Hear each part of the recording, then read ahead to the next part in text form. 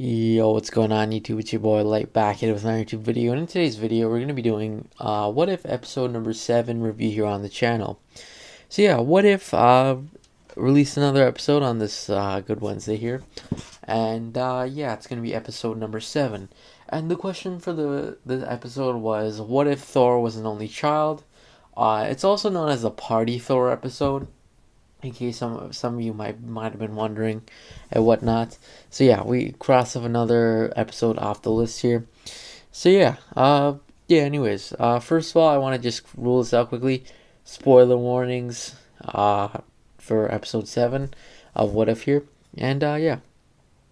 Anyways, so let's get into this.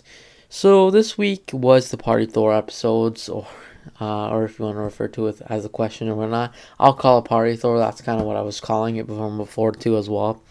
So yeah, so it's honestly I was pretty interested to see what was going on with this episode because I wasn't sure exactly what was going on with this episode in the sense that like what was going to be the plot line.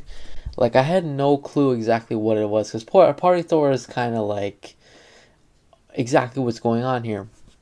And I was like, perhaps maybe Thor could be like some sort of like he was irresponsible, something relating to probably Thor 1, maybe with the whole when Odin sent him to Midgard or Earth and stripped him of his powers and he had to earn it all back. What if that never happened? That's what I was personally guessing. But it kind of sort of changed for this in a sense. So that was interesting. I always like to be like kind of surprised by things and stuff like that. That's just honestly what I like. And yeah, I gotta say this episode was pretty interesting.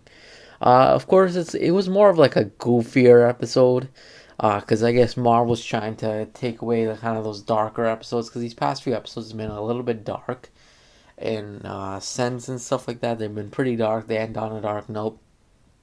A lot of these past few episodes and stuff like that.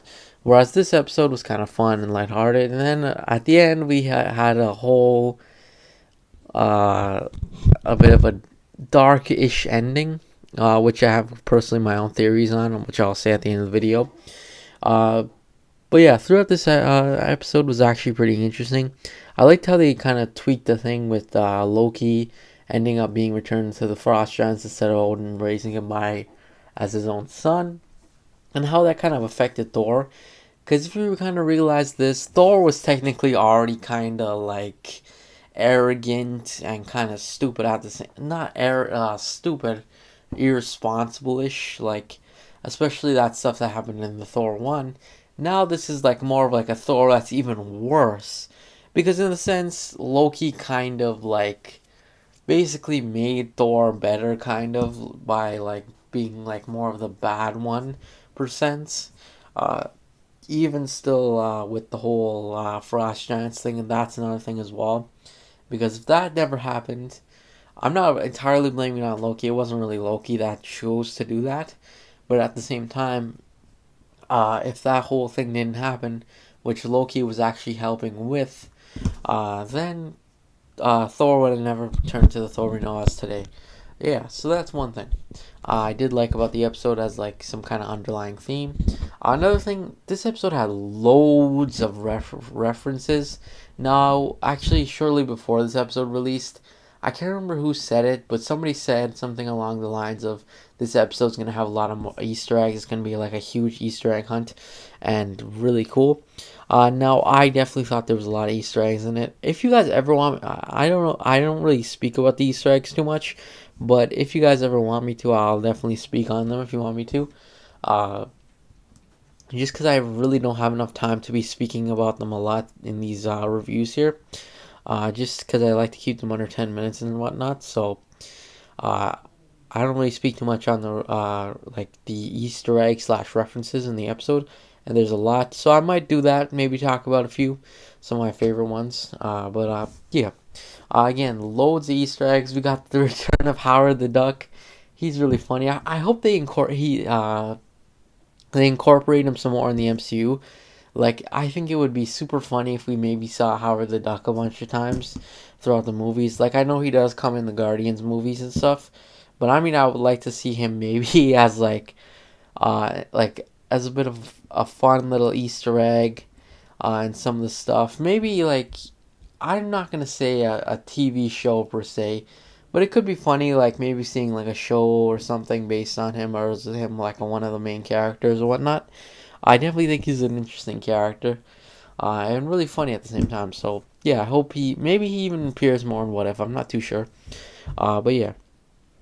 Uh, Another thing too is I'm pretty sure this takes place during the events technically of Thor 1 in a sense, maybe shortly before. It's just seeing as though like Jane Foster and everything. Again, actually voice acting wise, I believe Chris Hemsworth came back to voice Thor. I know Tom Hiddleston came back to play Loki. But I'm not too sure about. Oh, and the person who plays Darcy came back as well. I'm not too sure about Jane Foster though. It could have been Natalie Portman. I'm not too sure. Not 100% sure, but I do think it could be her and stuff like that. So that's kind of who I'm thinking. So yeah. Uh, Again, pretty interesting in terms of voice acting. You got majority like the same similar cast of voice actors and stuff like that, which is pretty interesting. Uh, yeah. So yeah, that was interesting to note. Again, when I was speaking about, I was thinking about the how this takes place in the events of Thor 1. Uh, so it was interesting to kind of see this. This was more like a minor tweak that had big major implications. For example, that's what I really like about What If is it just questions a lot of things, and definitely this episode was pretty interesting. It was also interesting to see Captain Marvel versus Thor, which is another interesting thing. I know exactly. Some people might use this as one beats the other or whatnot. I consider this no kind of like no contest ish. Just seeing as though this is not technically Thor. We're seeing like fully like trained up Thor or whatnot. This is literally Thor acting like an idiot. So yeah, that's one thing. And like same Captain Marvel's pretty much herself, so I wouldn't say much about her, but I mean Thor was definitely just a little like weaker than he usually is. So that's one thing.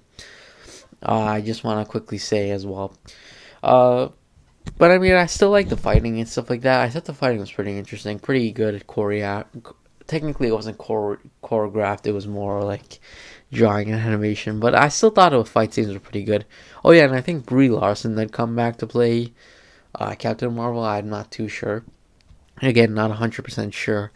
But yeah, that's one thing I also do like about What If a lot too, is spotting if their voice actor comes back, for example. I know like there's certain characters that obviously their voice actor or their actor who plays them in the MCU doesn't come back. For example, like Chris Evans or Robert Downey Jr. or something like that. But I mean, it's interesting always to know for like these smaller world characters. Like for example, does Natalie Portman come back? Does Tom Hiddleston come back? Like that's what I meant by that. But yeah. And now we have finally the stuff to talk about at the end. So at the end, actually, I want to just say this quickly. It was highly speculated, or technically not even speculated. It was confirmed. In the mid-season trailer of What If, we saw that Party Thor, the Thor we saw in this episode, was teaming up with the evil Doctor Strange. I don't even know if you classify him as evil, just seeing as though he was kind of good toward. I mean, he wasn't good, but I mean, he seemed like he toned it down a little bit on the evilness towards the end. So yeah, that was pretty interesting. That's just something else as well, and this kind of ties into my theory here. And at the end, we end up seeing actually a portal open up, and we end up seeing Vision or slash Ultron with the Infinity Gauntlet. So that's pretty insane to me. I think it's interesting to see where they're going with this. Uh, I'm not too sure exactly where they're going with this Vision Ultron thing. We know there's supposed to be an episode like about them, where Ultron ends up taking Vision's body and basically collecting the Infinity Stones. So we know there's gonna be an episode about that. So honestly I'm not too sure if it's gonna be episode 9 or episode 8. We have 2 episodes left after this one here. So I know for sure there's gonna be an episode about the whole Ultron and Vision thing, and then there's gonna be an episode I believe about Gamora in Thanos' suit. You can see that right here. She's right there. So I'm pretty sure those are the last two episodes. I'm pretty sure they're getting a season 2 as well, so I'm not too sure what's going on with this. But let's lead into my theory.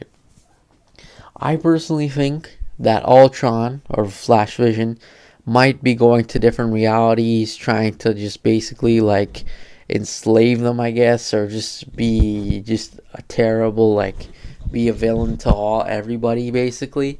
And I think he's trying to like conquer realms or something, because that could be possible. That could be the reason why we saw Party Thor and Evil Doctor Strange, because maybe Ultron's heading to the realities and basically they have to like kind of fight, stand together and basically fight. Maybe we'll get like some kind of multiversal team up. Maybe we'll see even like Captain Carter come back, T'Challa, Black Panther. Star-Lord, T'Challa. Sorry about that. Uh, yeah, and those characters we're kind of seeing from this What If show. Maybe even the zombies and whatnot. So, yeah, I'm pretty interested to see where the show goes for these last final two episodes. But, anyways, that's pretty much it, though.